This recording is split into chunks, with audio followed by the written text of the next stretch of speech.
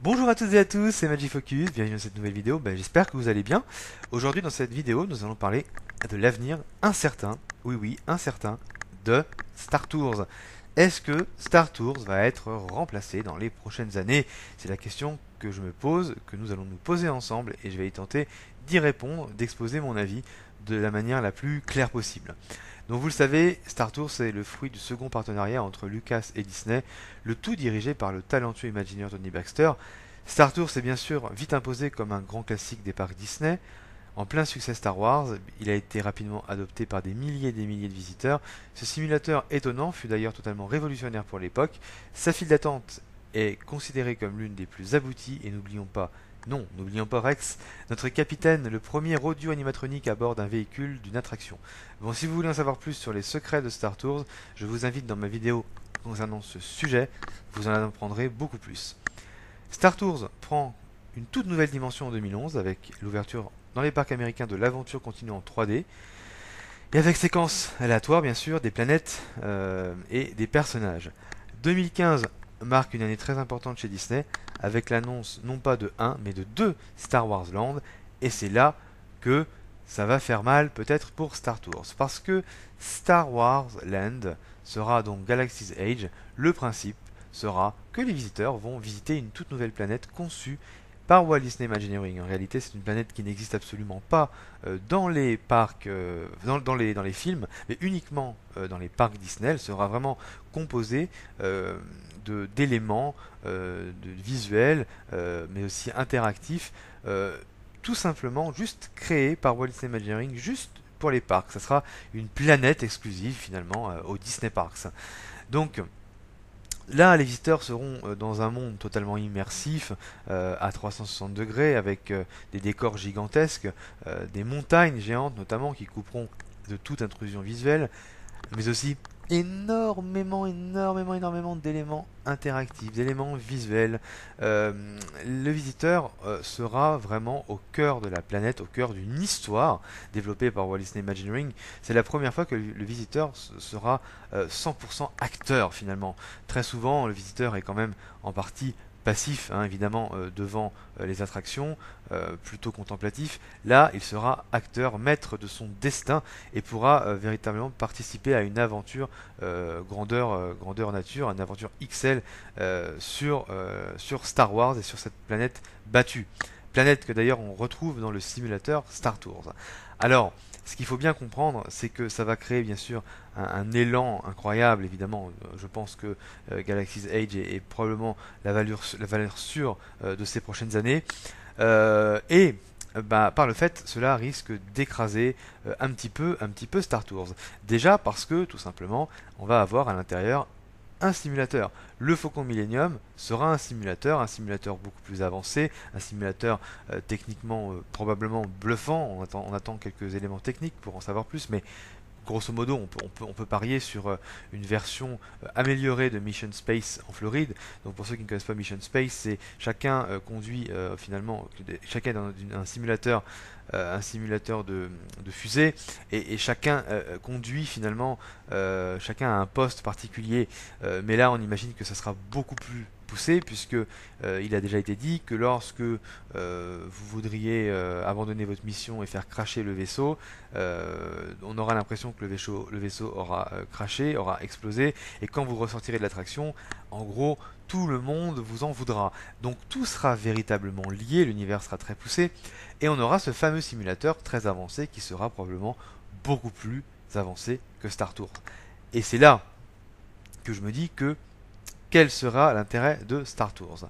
Alors attention pour ceux qui disent mais pourquoi ne mettrons-nous pas Star Tours dans Galaxy's Edge? Parce que Star Tours est une agence de voyage et que Galaxy's Edge est une planète. Donc mettre une agence de voyage dans une planète ne serait pas cohérent. D'accord, c'est Star Wars, mais c'est pas parce que c'est Star Wars, c'est parce que c'est la même franchise que forcément on doit tout mettre ensemble, hein. Donc là, c'est clair et net, c'est comme ça que ça fonctionne, c'est une agence de voyage d'un côté, la planète de l'autre. Mais il est évident que Star Tours peut souffrir finalement de cette comparaison avec Galaxy's Edge et du fait que Galaxy's Edge sera une aventure à part entière, une planète à part entière avec ce fameux simulateur. N'oublions pas non plus le gros Dark Ride Battle Escape qu'il y aura dans le land. Par le fait, on peut vraiment se poser la question. Euh, en plus de ça, en plus de ça, niveau technique, vraiment, je pense que là, Star Tours va forcément prendre un coup de vieux. Hein, il faut quand même être honnête. Et voilà, on sait que ça sera un niveau bien au-dessus. Et par conséquent, même avec cette rénovation très réussie de Star Tours, bah, le pauvre Star Tours ne sera plus à la hauteur, évidemment, par rapport à ce que proposera Battle Escape et surtout le Faucon Millennium, et j'allais dire même Galaxy's Edge en général. Et là, ça va être un petit peu gênant. Alors, si on prend au cas par cas, du côté de Disney Hollywood Studios, là, il y a quand même un sacré souci, c'est que Star Tours est juste à côté de Galaxy's Edge. En fait, vous avez la zone des Muppets qui sépare les deux, et là, bah, c'est vraiment très bizarre pour le coup, parce que ça voudrait dire que euh, on a cette espèce d'agence de voyage. Alors, d'ailleurs, je crois qu'à Disney Hollywood Studios, MGM à l'époque, ça n'a jamais été considéré vraiment comme une agence de voyage, mais plutôt comme le fait de vivre le film. Donc, ça pourrait avoir plus un lien éventuellement avec Galaxy's Edge, mais encore qu'il y a trop d'incohérence entre les deux pour pouvoir mettre Star Tours dans le land. Et là, ça va être très bizarre parce qu'effectivement, on va avoir d'un côté Star Tours et juste à côté Galaxy's Edge. Très bizarre, personnellement très bizarre cette proximité. Vraiment, ça va être très bizarre.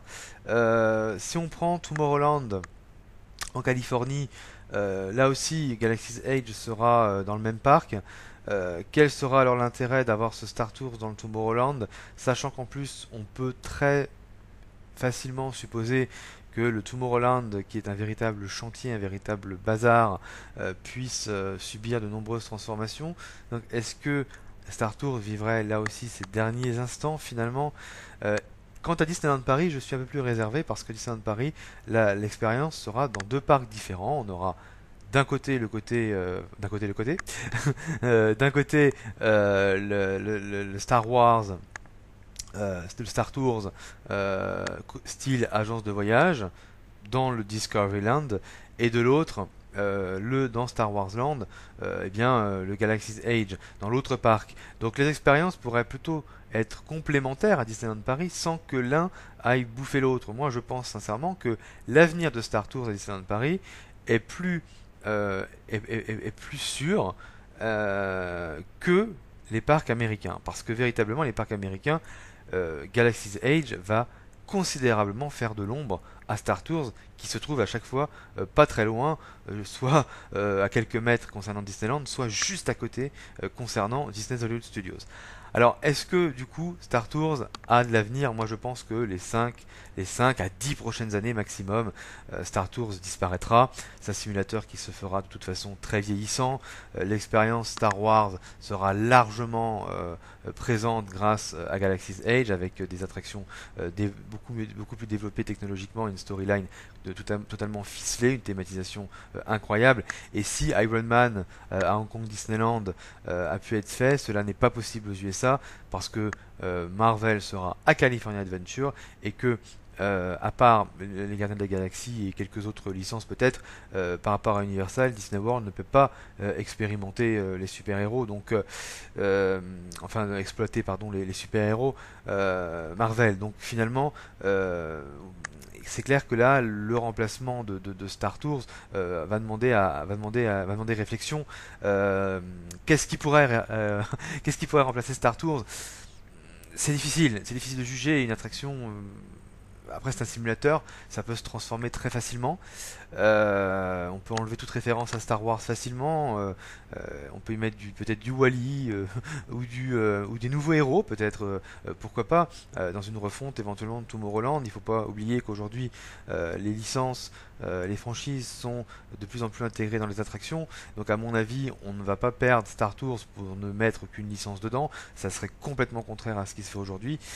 Donc, à mon avis, on peut s'attendre à un remplacement par une autre franchise qui peut être totalement compatible avec l'environnement dans lequel se trouvent les Star Tours. Donc voilà, n'hésitez pas en commentaire à dire ce que vous pensez également. Donc voilà pour cette vidéo. Bon, 1000 excuses, je ferai mieux la prochaine fois, je vous le promets. En attendant, bah, abonnez-vous si vous ne l'avez pas fait. Si c'est fait, bah, merci beaucoup.